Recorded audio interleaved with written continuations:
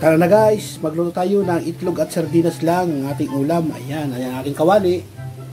Siyempre, andyan ang aking ingredients, ang aking sibuyas at saka bawang.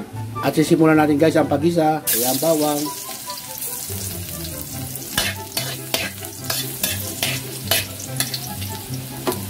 Ilagay na natin yung ating sibuyas.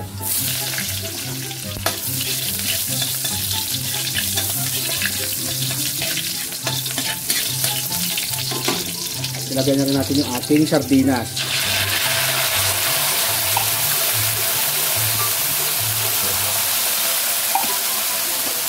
Ihalo lang natin ng maigi guys.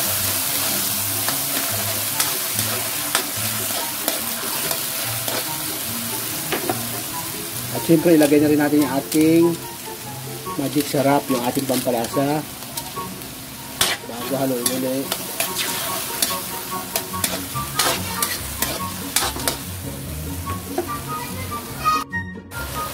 At lalagyan natin guys ng sabaw.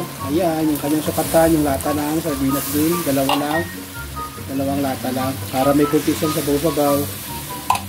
Ayan. At hintayin natin makuluan dyan yung ating sardinas. At dahil kumukulo na yung ating sabaw ng sardinas, ayan, i-scramble ko na yung aking dalawang itlog. Ayan, babatiin ko na.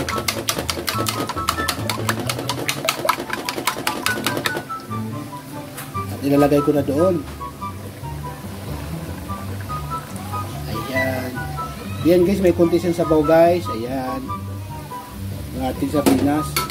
Yan po yung ulam ko ngayon sa almusal at saka diretso na siyempre pananghalian. Ganun talaga ang mga nagtitipid. Diba? Hindi tayo maarte sa ulam. Kahit sardinas lang yan. Mura. Matipid.